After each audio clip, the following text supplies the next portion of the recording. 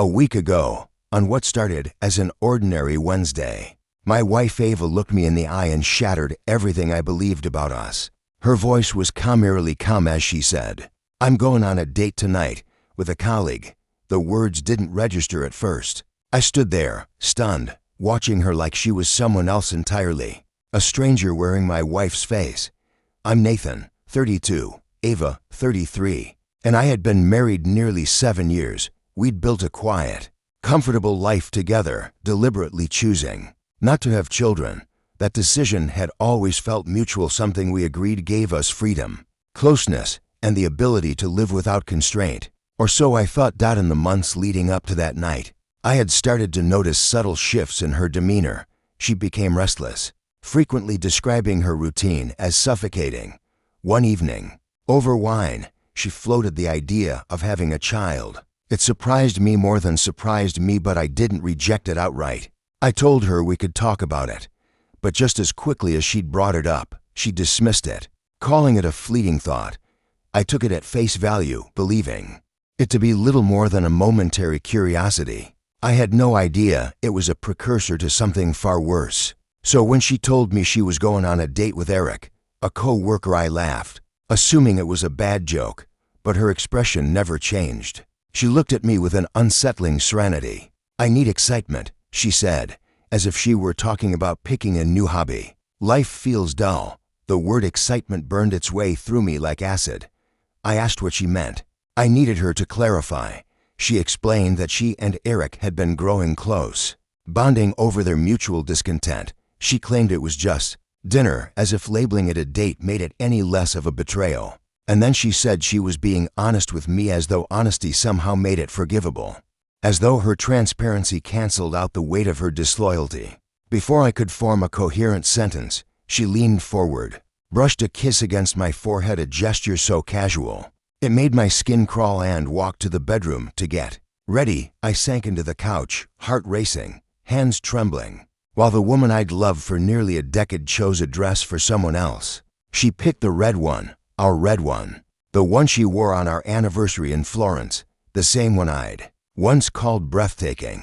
I watched from the doorway as she adjusted her makeup, checked her reflection, and smiled faintly. That smile destroyed me. Still in disbelief, I called my best friend Kevin. I couldn't bring myself to say the truth, so I disguised it as a hypothetical. What if a man's wife decided she wanted to explore with another man just for excitement? Kevin said maybe it was just a harmless outing, a moment of confusion. But I knew, deep down, I knew. Ava returned home earlier than I expected, around 9:30. Her lipstick was smudged, her eyes bright, her smile empty. She hugged me with the casual warmth of someone returning from a yoga class. Not a romantic evening with another man. It was exhilarating. "Nathan," she whispered in my ear. Just what I needed. Those 5 words tore me apart.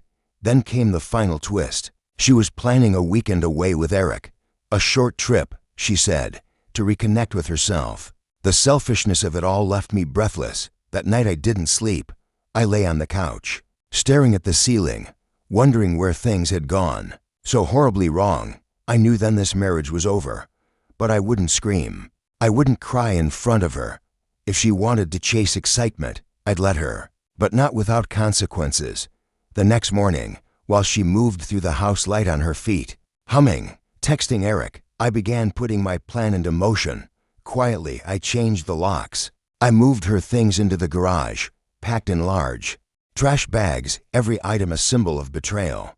I wasn't angry, I was resolved. By Saturday afternoon, Ava was beaming. She packed with the same enthusiasm she once had when we traveled to Greece. She didn't notice me recording her on my phone, as she giggled about how free she felt. She had no idea that I was gathering proof, not for revenge, but to keep her from rewriting the story later. At exactly 10 a.m., Eric's black car pulled into our driveway. Ava wore a new red dress this time. She blew me a kiss as she stepped outside. I didn't return it. I just watched. That was the last time I saw her as my wife. When she returned the following evening, she was met with silence. Her key didn't work. I watched from the security camera as she banged on the door, confused, frantic, calling my name. after minutes of watching her crumble. I opened the door.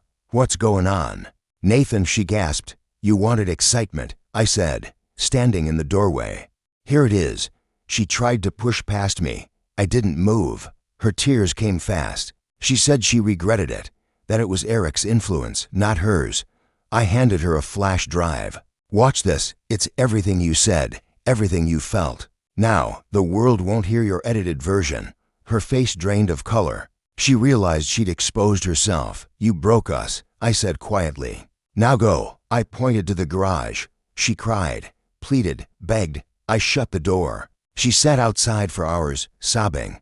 I never opened it again. A few days later, the divorce papers were delivered to her parents' house.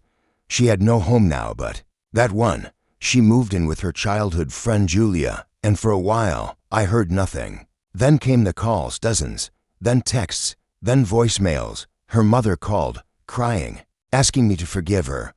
But forgiveness was no longer a part of me. The man she loved was buried beneath the ruins she created. Eventually, she showed up at my office, hair unkempt, eyes swollen. She pleaded in front of my staff, her voice breaking as she held up the divorce papers. "Please, Nathan, don't do this. I love you." I led her to a private room and listened. "I thought it would be fun," she cried. "I thought I needed more, and now you have it." I said flatly, "More, and nothing." Her shoulders shook. She begged again. I left her in tears, her sobs echoing behind me. Weeks passed. I didn't hear from her. Then, a voicemail. Her voice was quiet, broken. "I got your package. I see it now. I understand what I did. I destroyed the only thing that ever made me feel safe. I don't expect you to respond.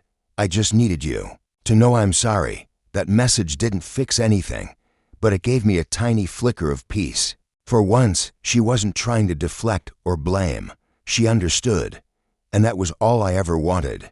The divorce was finalized quietly, without drama. She signed without protest. She moved out of my life just as calmly as she once said she needed excitement. And for the first time in a long time, my home felt like mine. That at first, the silence was unbearable. But then I began to fill it. I started running again, hiking, painting, things I'd let go of. Kevin stood by me, a quiet anchor in the storm, reminding me that I hadn't lost everything. Months later, during a group hike, I met Emily. She had a gentle voice and a warmth that felt like sunlight. She wasn't flashy or wild, just real. We ended up having coffee afterward, then dinner. Nothing dramatic, just two people talking, sharing, healing. I don't know if she's the future. I'm not chasing fairy tales anymore, but I do know this: I'm not broken. I've walked through betrayal and fire, and I'm still standing, stronger, wiser, ready for whatever comes next.